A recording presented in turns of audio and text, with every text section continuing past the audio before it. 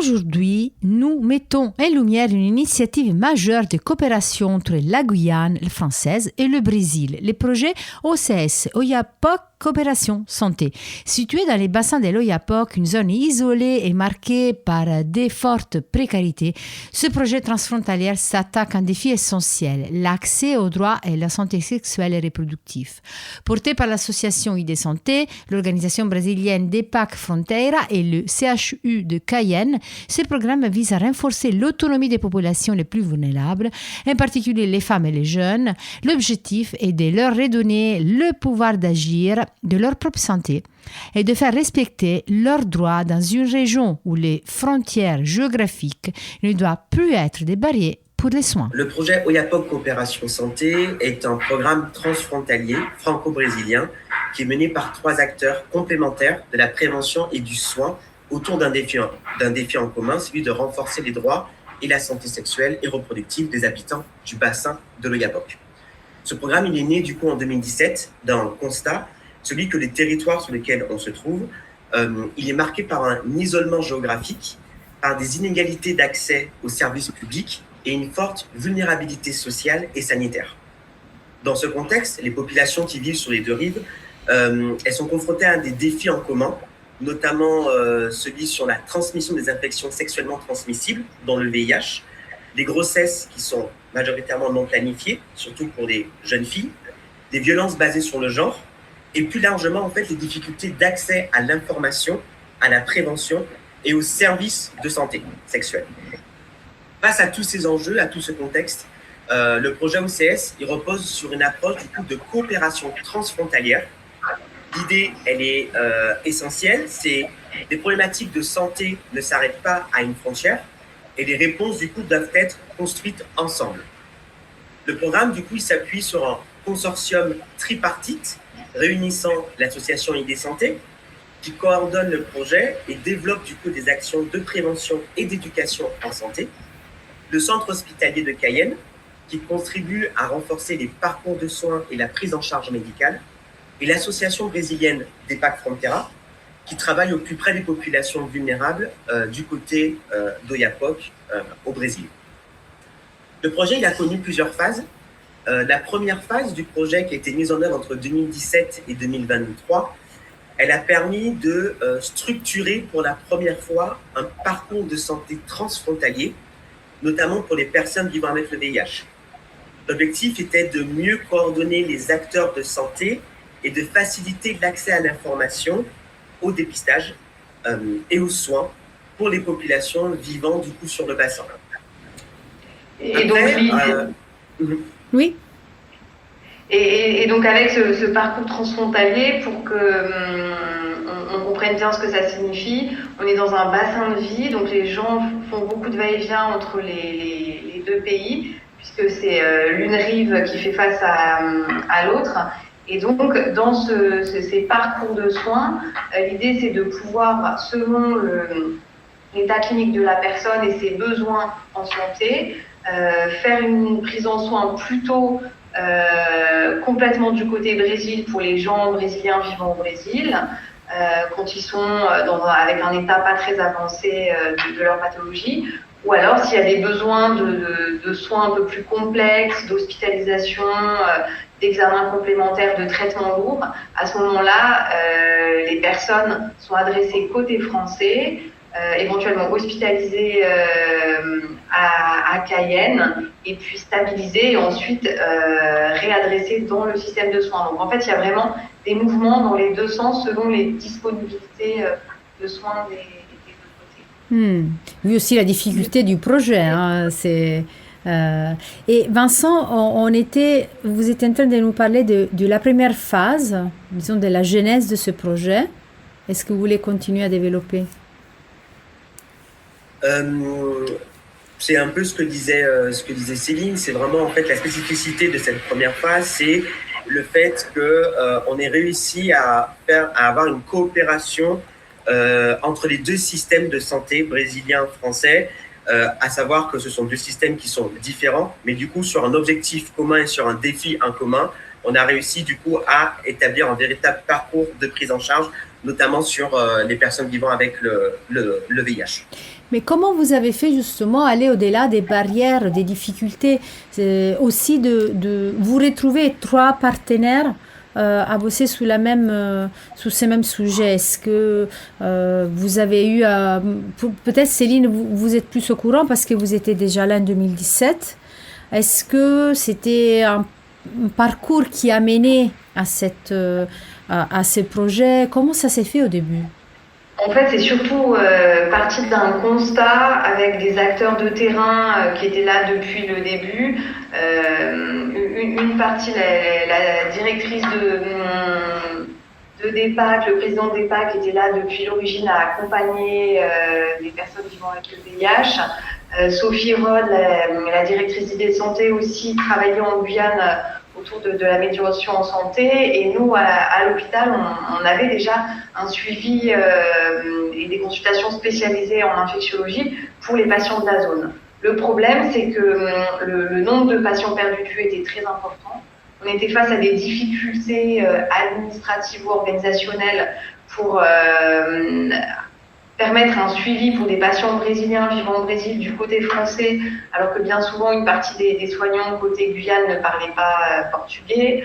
Il y avait les personnes étaient sans accès aux droits, n'avaient pas de possibilité de rester régulièrement sur le territoire. Donc on était face à tout un nombre d'enjeux vraiment importants, avec en plus la ville d'Oiapoque qui grossissait beaucoup, puisqu'il y a toujours eu une asymétrie entre Saint-Georges, qui était plutôt entre 4000 et plutôt maintenant 6000 habitants, et puis Oiapoque, qui à la naissance du projet était autour de 25 000 habitants, et là est plutôt autour de 50 000 habitants. Et donc, tous ces enjeux-là ont fait émerger un besoin de structuration, un besoin de meilleure collaboration et un besoin d'accompagnement des patients, pas seulement d'un côté et de l'autre, mais vraiment d'un accompagnement transfrontalier. Et donc, grâce à ça, on a monté le projet. Et puis, une des premières tâches ardues a été d'essayer de retrouver les patients qui étaient perdus de vue, d'essayer de fidéliser un petit peu les patients, de remettre dans le soin des personnes qui étaient très isolées et très éloignées, soit géographiquement, soit socialement. Et puis ensuite, le deuxième gros enjeu de cette première phase a été de faire un plaidoyer sur nos 2 systèmes de santé, que ce soit côté France ou côté Brésil, pour améliorer la santé. Et c'est comme ça que les efforts des uns et des autres se sont rejoints pour qu'à partir de mars 2019, il y a l'ouverture d'un accès aux soins de premier recours pour les personnes vivant avec le VIH qui sont stabilisées, c'est-à-dire qu'elles ont une infection qui est contrôlée, avec une charge virale qui est indétectable grâce aux médicaments. Donc ces personnes-là, depuis 2019, peuvent être suivies intégralement au Brésil, sans avoir besoin de faire des va-et-vient avec la France. Donc, il y a eu cette grande amélioration qui a émergé. Pareil, du côté français, les centres de santé se sont beaucoup structurés, ont beaucoup augmenté ce qu'ils proposaient. Saint-Georges, avant c'était un centre de santé, depuis 2023 c'est devenu un hôpital de proximité. Le centre hospitalier de Guyane, depuis l'année dernière, est devenu le CHU de Guyane. Donc il y a eu, en parallèle du projet, toutes ces avancées de structuration et d'amélioration globale de la santé des 2 côtés de la frontière. Et donc l'axe fort du projet, c'est d'avoir des personnes dédiées qui ont du temps dédié pour pouvoir faire vivre cette coopération, pour pouvoir organiser des réunions régulières, faire des avis réguliers au téléphone, discuter de dossiers autour de staff transfrontaliers, pouvoir au mieux continuer à accompagner tout ce qui est déjà en place. C'est très difficile d'imaginer justement votre travail dans le sens que, par excellence, vous travaillez sur une frontière que c'est éminemment un parcours de passage précaire, de aller et retour, de va-et-vient, mais vous arrivez à structurer, à aller au-delà des problèmes linguistiques, d'administration.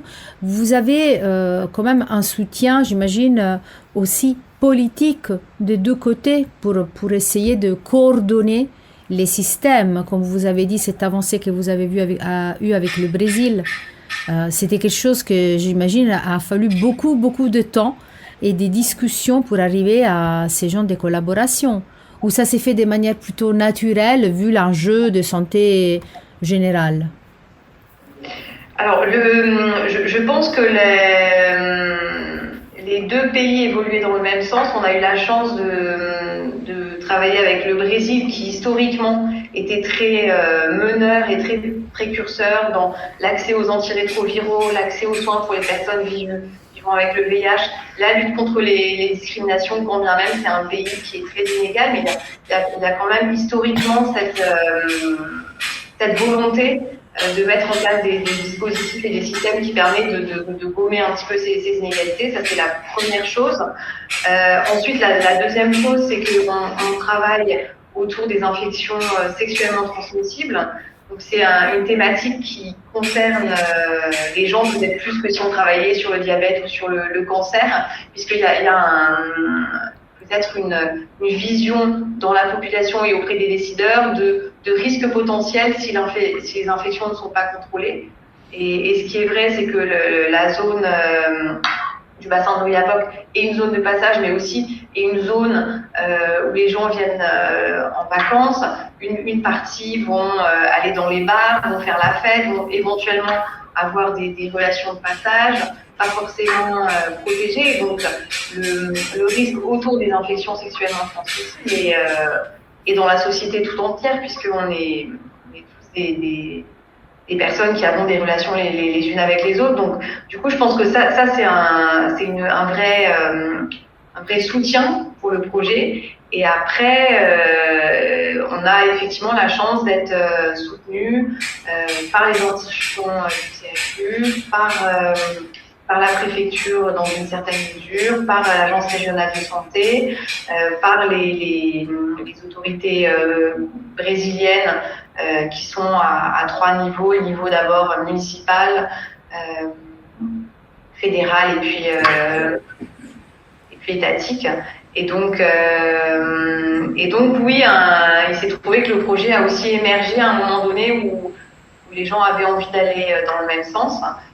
Et face à la réussite et aux premiers résultats positifs qu'on a pu obtenir, ça permet aussi d'avoir une bonne image autour des relations nationales, d'avoir une bonne image autour de la lutte contre la santé et la précarité. Donc c'est aussi un projet qui est vendeur pour nos autorités de tutelle respectives. Et voilà, aussi que les créateurs du projet, qui ont eu l'idée, donc Sophie qui a directrice idée santé, et José qui est le président de DEPAC, surtout José, ça fait une 15aine d'années qu'ils travaillent sur les questions de médiation santé, de santé sexuelle sur le territoire de l'Oyapock, donc du coup qui a tout l'historique des interventions qui ont pu être mises en place et qui, à travers les missions de plaidoyer qu'ils ont fait ensemble, notamment du côté Brésil, ont pu aussi avoir quelques soutiens de la part d'acteurs clés politiques brésiliens qui ont permis aussi de faire remonter toutes ces questions-là au niveau fédéral et au niveau de Brasilia pour avoir tous les soutiens qu'on a actuellement. Et que le projet il est aussi basé sur une équipe qui est pluridisciplinaire.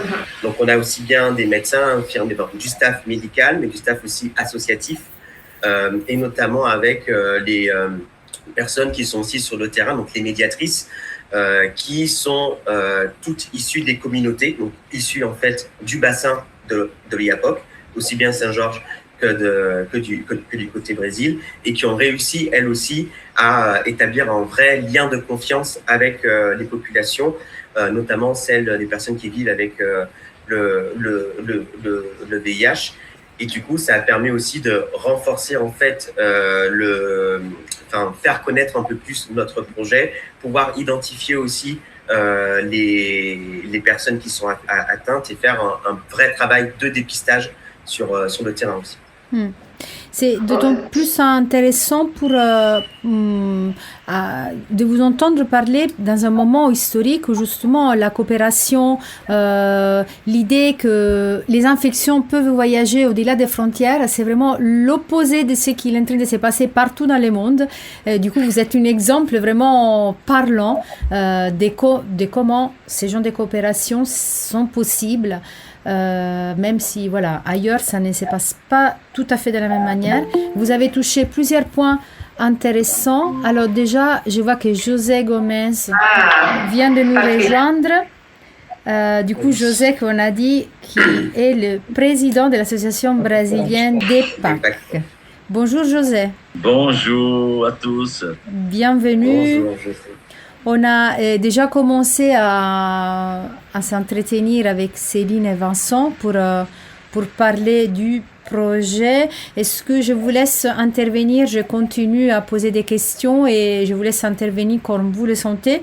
Vincent, vous avez parlé de la pluridisciplinarité du projet, que c'est une des choses plus intéressantes parce que justement, vous devez faire face à plusieurs type de sujets, les questionnements que vous posent les personnes sont de tout type. Je vous laisse un peu plus nous développer. Et aussi, en général, la porte d'entrée, c'est la santé sexuelle, mais les VIH continuent à être quand même les cœurs de cette intervention. Alors, plusieurs choses. Les questions sur lesquelles on est sollicité, ce sont effectivement des questions d'accès aux soins à la santé sexuelle et reproductive, les questions de prévention notamment, mais aussi c'est des questions qui sont relatives aux démarches administratives et d'accès au système de santé français, notamment, et tout ce qui est question d'accès au titre de séjour, ici sur le territoire français. Mais effectivement, notre porte d'entrée a toujours été et est toujours les questions à travers la médiation en santé, sur tout ce qui est la santé sexuelle et reproductive, qui se fait à travers de notre équipe sur le terrain. Le VIH, en tout cas les infections sexuellement transmissibles dans le VIH, a été le cœur et toujours le cœur du projet, puisque c'est ce qui a permis en fait de consolider cette première phase et d'avoir du coup notre premier financement.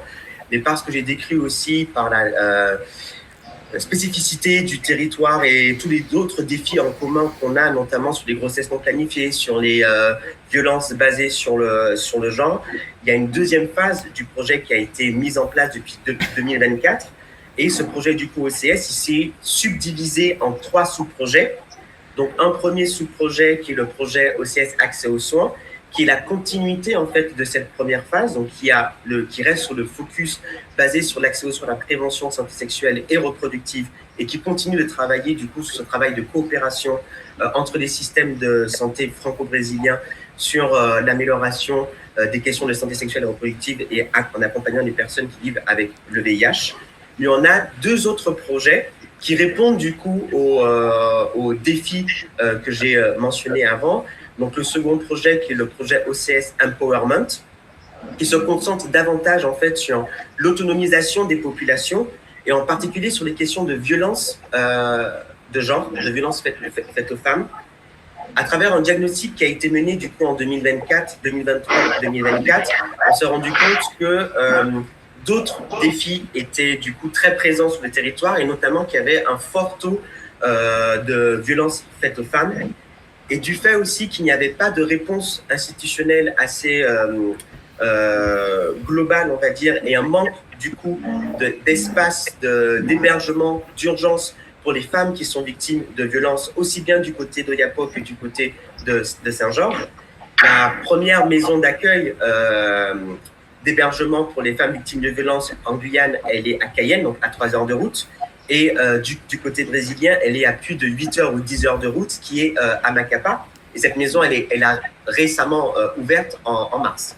Donc, durant plusieurs années, il n'y avait aucun espace, on va dire, pour donner une sécurité pour les femmes qui sont victimes de violences. D'où cette phase du projet qui s'est développée et qui a permis l'ouverture de la Maison des femmes à la frontière de DEPAC, qui a été inaugurée du coup en septembre 2025.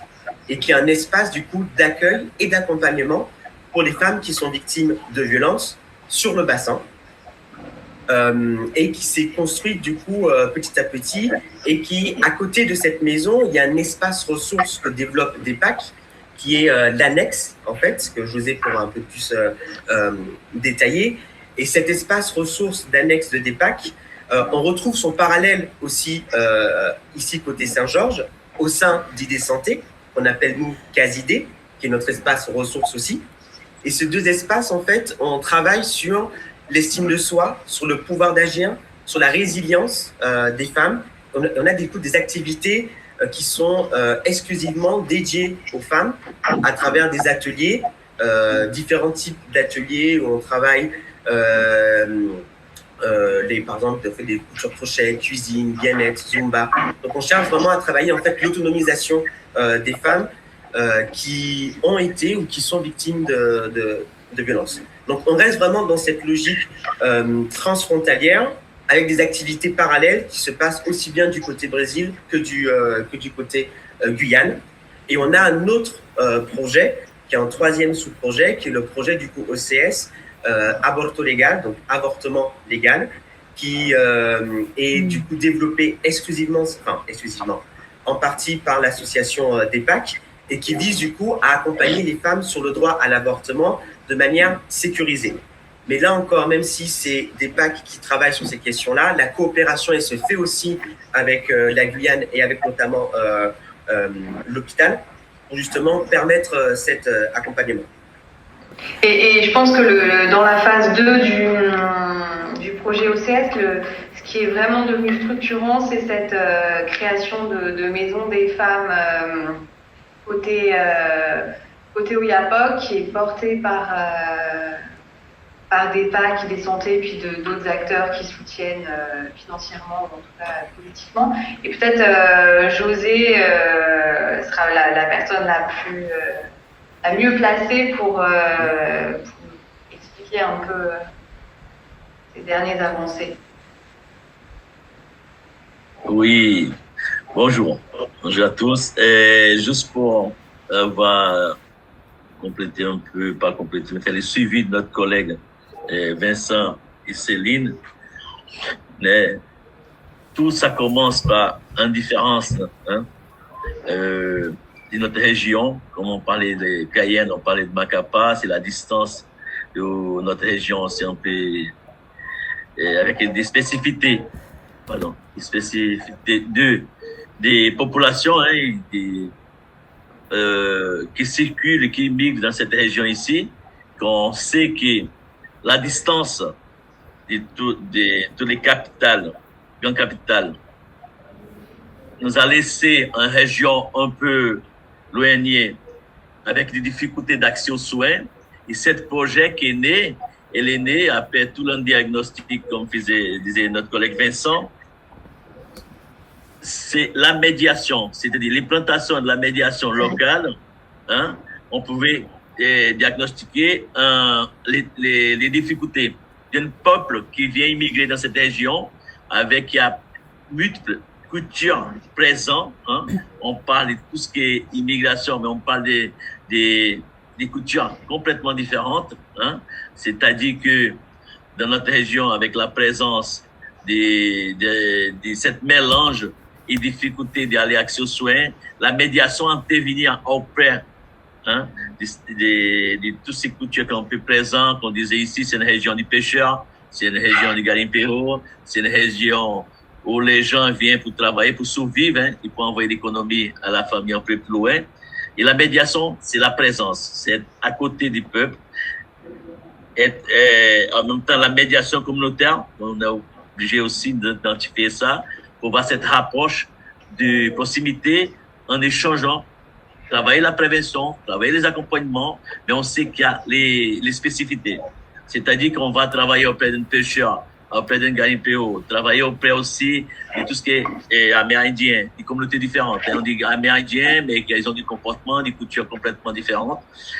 Ça, c'est la facilitation d'un projet comme ça, en disant mettre en valeur les peuples locaux. Mais mettre en valeur, c'est d'aller vers, c'est d'échanger avec eux et voir qu'est-ce qu'on peut proposer auprès des habitants, auprès de la population dans une région en pleine amazonienne, et disait vous dit qu'en même temps, cette réseau ou cette association avec l'hôpital, ça vient faciliter, ça vient nous montrer qu'il faut la présence des activités pour lutter contre les situations de précarité. Et on parle d'accès aux soins, on parle d'accès aux accompagnements aux femmes victimes de toutes les situations, c'est la réalité. Et les projets OCS, comme on disait, la deuxième phase, ça devenir de plus en plus répondre à des situations précaires dans notre région. Avec la présence de la médiation qui est née à Depak, qui est née à Saint-Georges, et il y a une continuité, un suivi. Et pour lutter contre les illégalités, la médiation, c'est les points aussi très, très efficaces, très, très riches. Et on a dit ça, la médiation, c'est-à-dire aller vers, vivre auprès de la population des multiples populations qui vivent dans notre région.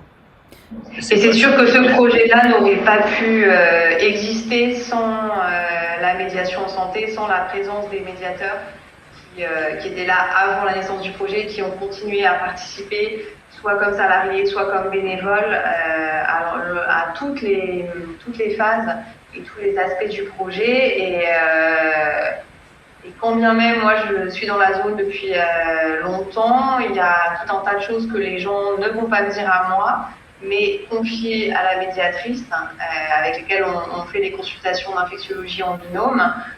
Et grâce à cet intermède, grâce à cette collaboration et grâce au fait qu'on a un fonctionnement aussi très horizontal, où finalement, lors des consultations, lors des accompagnements, le médecin n'est pas plus important que l'infirmier ou n'est pas plus important que le médiateur ou la médiatrice. Ça permet aussi une mise en confiance des populations qui vont venir plus facilement dans le soin, qui vont mieux accepter des accompagnements et qui vont permettre de rester en meilleure santé. Si je peux me permettre un peu de résumer aussi ce qu'on s'est dit jusque-là, parmi les points forts, déjà cette collaboration, cette coopération entre des associations, gouvernements, organisations différentes, la pluridisciplinarité, la médiation, c'est vraiment votre cheval qui vous porte à pouvoir vraiment obtenir des résultats. Et par rapport aux résultats que vous avez obtenus, là ça fait presque 10 ans que ce projet existe et ça peut devenir, il est devenu un modèle aussi pour d'autres projets transfrontaliers. Quels sont du coup les points forts qu'on peut tirer jusqu'à ce moment? Vous disiez, Céline, au début, que déjà vous avez pu contrer la perte de vue des personnes, que ça c'est une des choses les plus difficiles d'essayer de suivre, que la personne soit vraiment qui rentre dans un système de soins adapté. Ça, vous me confirmez, c'est déjà un premier résultat que vous avez eu avec cette projet? Alors c'est une lutte de chaque instant, dans la mesure où on est sur un territoire où les gens sont très mobiles, où ils sont dans une situation de précarité socio-administrative très grande. La santé est quand même souvent pas la première priorité, mais plutôt la deuxième, troisième, quatrième, cinquième. Donc c'est une lutte de chaque instant, et dès qu'on relâche un tout petit peu, on se retrouve avec des gens qui arrêtent leur traitement, etc. Donc, je dirais que peut-être la plus grande réussite, c'est d'avoir pu permettre d'offrir à chaque personne un soin de qualité, quel que soit l'endroit où il habite, et au plus près de chez lui. Ça c'est vraiment une grande réussite.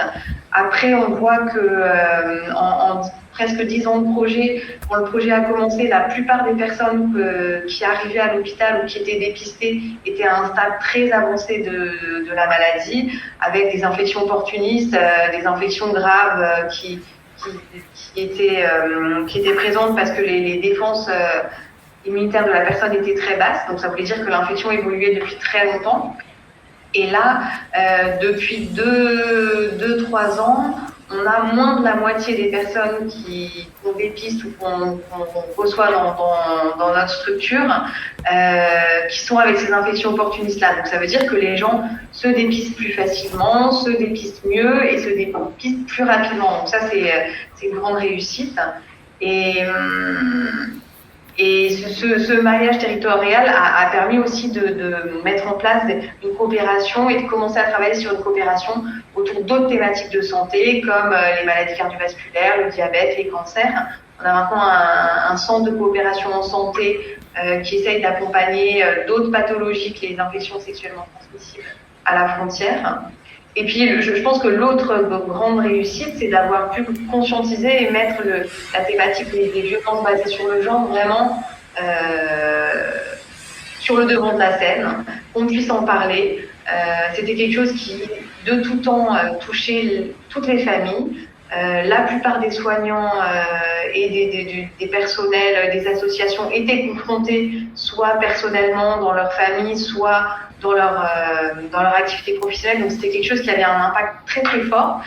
D'autant plus que les gens se retrouvaient face à des situations horribles et il n'y avait pas de solution institutionnelle, il y avait peu de solutions associatives et donc les gens étaient un peu laissés livrer à eux-mêmes. Et donc là, le fait d'avoir pu mettre cette thématique, porter cette thématique auprès des pouvoirs publics, réussir à conscientiser les décideurs, la population, ça permet de commencer à renverser la balance et travailler sur qu'est-ce qui fait ces violences, travailler sur des parcours qui permettent de mettre les femmes à l'abri, travailler sur des parcours qui permettent de sécuriser sur le plan administratif ou social les femmes qui sont victimes de violences pour qu'elles puissent être accompagnées si elles portent plainte, qu'elles puissent avoir la CAF qui est versée sur leur compte et pas sur celui du conjoint éventuellement agresseur. C'est toutes des petites choses qui petit à petit permettent d'améliorer la condition des femmes et des enfants dans la zone. C'est quelques exemples qui me viennent en tête là. Ce qui montre aussi que le projet, on a réussi à s'adapter et à évoluer par rapport à la réalité du territoire. On a été axé beaucoup du coup sur les questions de VIH et de santé sexuelle. Quand on s'est rendu compte que les questions de violence prennent aussi beaucoup plus d'ampleur, on a réussi à s'adapter avec les équipes en proposant du coup un accompagnement adapté, notamment avec une juriste dans le projet ECS qui a rejoint du coup le projet l'année dernière. Elle est spécialisée dans la prise en charge et l'accompagnement des femmes qui sont victimes de violences. Les équipes aussi, elles se sont formées sur les questions de violence et on a petit à petit du coup réussi à permettre l'ouverture de la Maison des Femmes et on continue à travailler sur un plaidoyer très important pour pérenniser justement cette Maison des Femmes et permettre la construction définitive. Je pense aussi en fait que l'un des points forts, c'est qu'on a contribué à réduire au final les inégalités d'accès aux soins en tout ce qui est santé sexuelle et reproductive depuis quand même plus de 10 ans, avec des actions concrètes qu'on mène ensemble entre les 3 partenaires, aussi en collaboration avec les associations qui sont présentes du côté de Saint-Georges et du côté aussi de l'OIAPOC, donc d'autres acteurs, avec des missions par exemple de dépistage qu'on mène en commun à différentes périodes de l'année, avec des missions de prévention, des maraudes aussi que l'on réalise très souvent, beaucoup d'actions qu'on fait en commun lors d'événements clés, comme par exemple récemment ça a été le 8 mars, donc pour la journée des droits des femmes. On a toute une semaine d'activités qui a été mise en place, activités transfrontalières pour justement travailler sur la prévention des questions de violence et sur le droit des femmes. On mène aussi des interventions en milieu scolaire pour permettre du coup de travailler sur les questions de santé sexuelle. En fait, c'est tout ce panel d'activités, d'interventions qu'on mène depuis 10 ans qui, je pense aussi, a permis cette réduction des inégalités d'accès. Et c'est très intéressant quand je vois mes collègues faire remonter l'importance de ce projet et on ne peut pas oublier en disant que aussi ce projet il a mis en confiance à plusieurs partenaires à participer à des actions avec nous. On ne peut pas oublier que la médiation et les actions d'aller vers, qu'aujourd'hui, je pense, que pour le moment, dans notre région, on arrive à mettre des actions dépistage, des actions porte à porte, c'est-à-dire aller dans les quartiers, aller dans les, voilà, dans les petites, on peut dire communes, peut-être dans les petits villages, ouais. Et les habitants, ils nous accueillent. C'est-à-dire que la médiation, elle est intéressante, les points forts, de faire l'intermédiation avant qu'on arrive, comme disait les maraudes, la sensibilisation auprès des habitants. Et ça, c'est intéressant parce que on sait qu'il y a beaucoup de tabous encore dans notre région. On va parler de la sexualité, on va parler de la santé, on va parler de la violence faite aux femmes. Donc, ça fait partie de la culture. C'est-à-dire sensibiliser la population ensemble, qui on peut passer la prévention sur tout ce qui est de sensibilisation auprès des habitants. Ils n'ont pas d'habitude, donc ils ont quand même un tabou à écouter, à entendre, parce que ça fait partie de la culture quand même. Voilà. On parle de la sexualité. En vivant dans une région où, dans certaines communautés, avoir un enfant de 13 ans, 12 ans, avoir un enfant, c'est normal. Voilà. Et tout ça, c'est du travail quand même, de sensibilisation et d'accompagnement à ces filles qui sont en difficulté, qu'on peut aller porte à porte, et on arrive à faire ça. On ne va pas dans les quartiers ou dans certains villages à côté de la rivière, on peut dans la forêt, et on ne va pas s'installer, on va rester ici assise et on va attendre, on va faire une maraude, sensibiliser les gens pour venir vers nous. Et nous, on crée toute une équipe transfrontalière qu'on va porte à porte. On peut dépister les gens directement chez eux. Et ça, c'est intéressant. Ça, c'est un point très fort. Ça, c'est clair. Franchement, c'est un point très fort où je pense que cette consortium, ça devient de plus en plus engagé parce que c'est motivant. C'est motivant, je ne vous cache pas. On dit qu'on fait des actions que la population, partout, ils nous connaissent, mais aussi les institutions. Parce qu'on sait qu'il y a un suivi, il y a un accompagnement après toutes ces actions. Et aujourd'hui, comme notre collègue parle, la maison des femmes, le suivi des femmes, les activités pour les femmes, on sait qu'il a, comme on disait, et avec les juristes que nous avons aussi, on arrive à sensibiliser encore du côté du Brésil, que c'est pas facile, on arrive à sensibiliser l'État, c'est-à-dire le tribunal de justice, tout ce qui est suivi d'accompagnement juridique, la police, c'est-à-dire la police des deux côtés aujourd'hui, tout le monde travaille ensemble, c'est-à-dire qu'il y a parce que c'est une lutte, c'est pas du coup, oui, on fait la prévention, on accompagne une femme victime de violence. Non, la violence, elle est présente, ça fait partie de la culture. Plusieurs cultures qui sont présentes. Et là, pour moi, j'ai dit, qu'est-ce que c'est riche, qu'est-ce que c'est très important, c'est comment ça s'implante et comment les gens ils acceptent doucement, le travail de porte à porte. Je vais vous dire là, je ne sais pas peut-être passer les messages corrects, mais être devant la porte et les gens disent entrez, et là on va dépister, et là si après il y a quelque chose, on va faire un suivi, et les messages ça passe, c'est-à-dire sont des personnes qui viennent avec des responsabilités quand même. Ils n'ont pas cette habitude de volontaires. Pourquoi ils viennent chez nous? Ils viennent s'occuper de notre situation de santé directement chez nous, individuellement. Et la médiation reste, c'est-à-dire l'équipe médicale est partie, mais la médiation elle est là pour nous accompagner, pour mettre en jour tout ce qui est administratif, tout ce qui est accès aux soins, parce qu'on sait qu'il y a beaucoup de choses. Il y a tout ce qu'il faut de social auprès de ces familles aussi, à faire des accompagnements après. Et comme on disait, amener, sensibiliser, motiver ces femmes qui sont en difficulté, les jeunes filles, franchement, les grandes difficultés des jeunes filles qui sont présentes aujourd'hui, qui sont fermées par la culture, et les faire sortir de cet circuit où ils sont fermés pour venir faire des activités à des santé ou à des parcs du côté brésilien. S'il n'y a pas cette construction, s'il n'y a pas cette point de solidarité entre les associations, les institutions, c'est clair que ce n'est pas facile. Ça ne devrait être pas facile. Mais l'engagement de ce projet OCS, moi je vois la grande responsabilité de chacun, mais je dis que la population qui participe avec nous aujourd'hui, ils nous connaissent, ils participent avec nous, et c'est là qu'il y a les résultats très très positifs pour moi. Est-ce que vous avez vu aussi une évolution sur ces 10 ans des problèmes liés à la stigmatisation des personnes qui vivent avec les VIH? Une évolution due aussi à votre intervention, à votre aller vers? Oui, parce qu'il y a des changements, en disant, il faut être clair, parce qu'aujourd'hui, quand je vois que les églises évangélistes, c'était un commencement, parler des VIH dans une église évangéliste, c'est pas tabou. Aujourd'hui, on peut dire qu'on a des partenaires avec les églises évangélistes, eux-mêmes qui nous appellent, c'est eux-mêmes qui font même des accompagnements, qui sont mobilisés, Céline est là. Ou qui nous ouvrent les portes de l'église pour organiser les dépistages, les bases arrières dans leur site. Parce que ce n'était pas le cas il y a quelques années, c'est ça?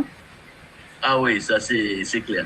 Et aujourd'hui, on a même des PVVH qu'on les accompagne, qui sont des gens que dans la région, qui n'ont pas de famille, et qui, quand ils sortent même de l'hospitalisation, il y a des partenaires des églises qui les accueillent.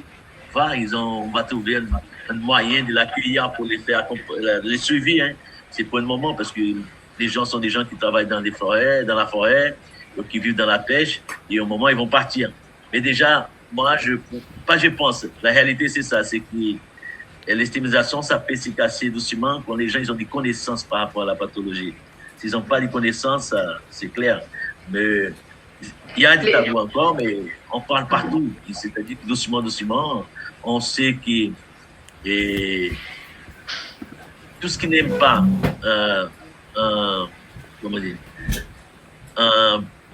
une personne qui est concernée, c'est que les gens ils parlent dans la rue, à droite, à gauche. Mais ça commence quand même entre les familles, c'est être au courant que quelqu'un de la famille est concerné et en même temps, ils acceptent. Voilà, c'est doucement. C'est clair que il y a beaucoup de choses qui avancent très, très fort. Parce qu'on parle partout.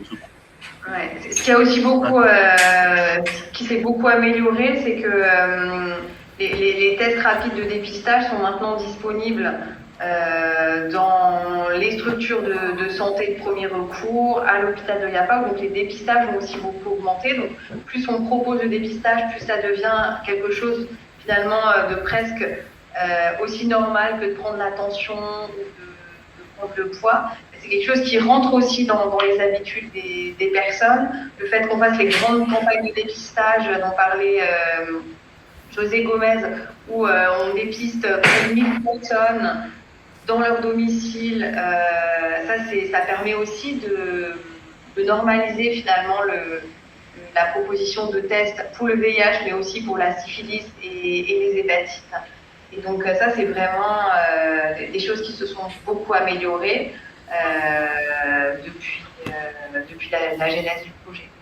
Du coup, vous nous avez présenté un projet qui dure depuis presque 10 ans, qu'il a su évoluer.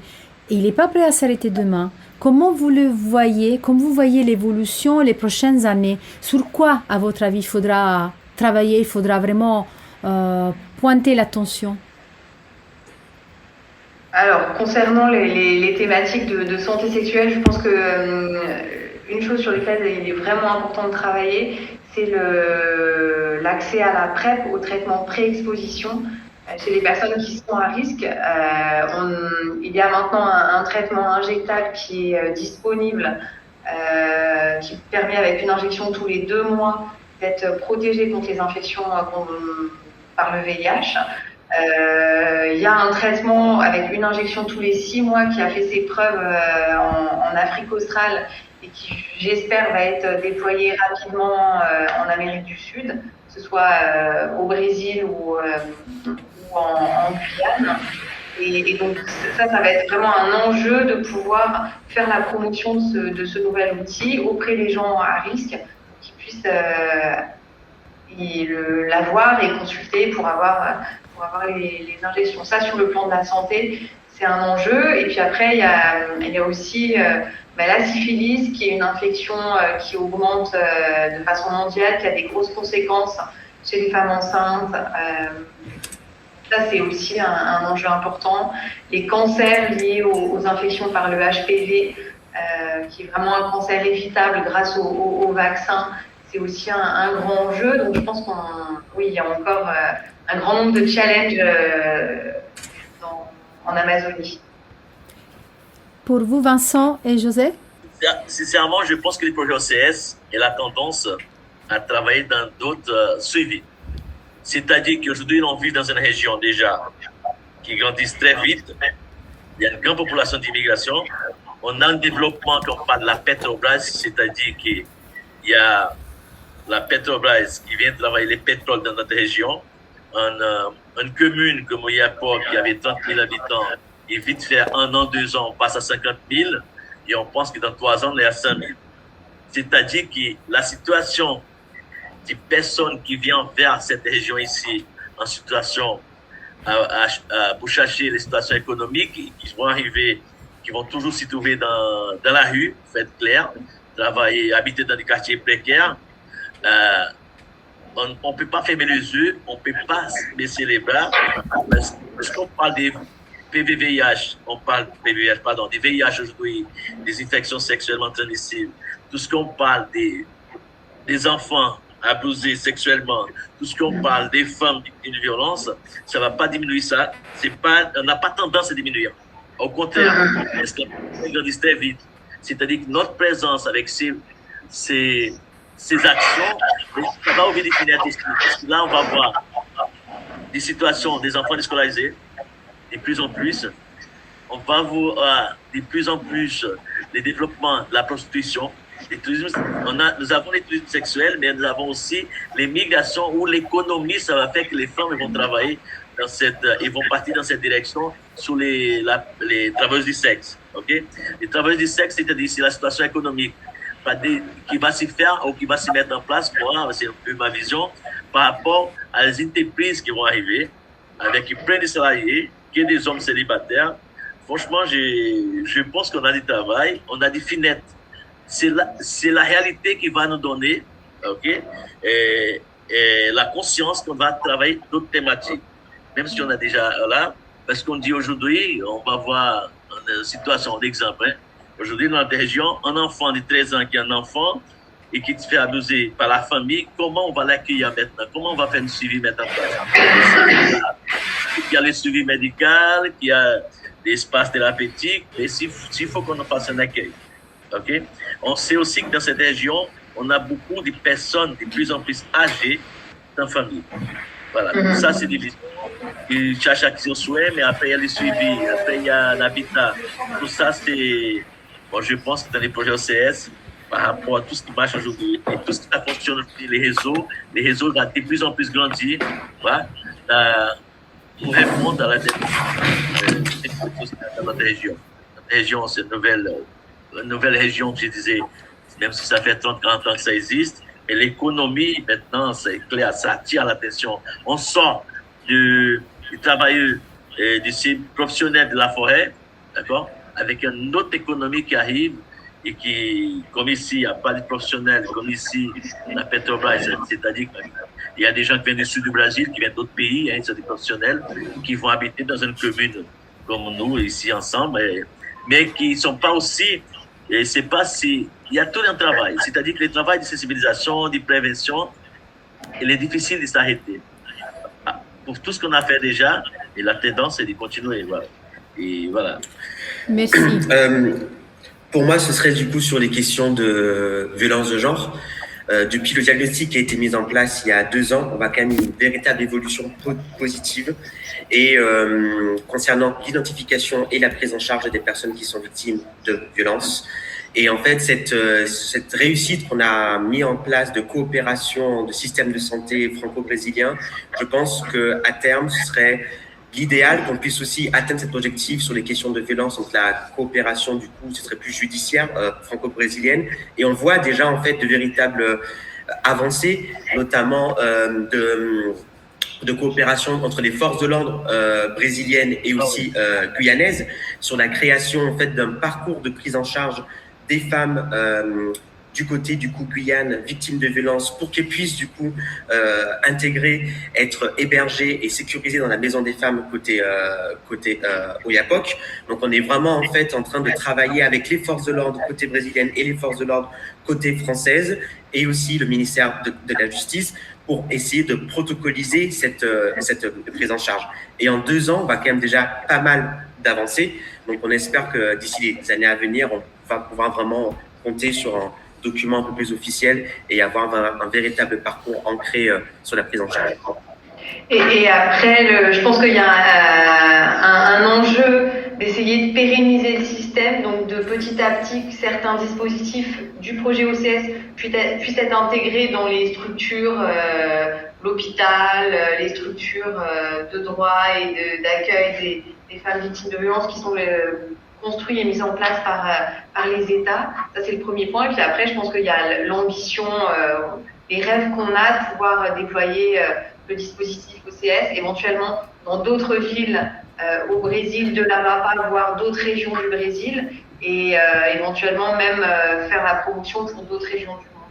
Parce que je pense que c'est un super outil pour des régions très spécifiques, mais qui peut vraiment améliorer les choses pour les gens qui habitent dans ces zones.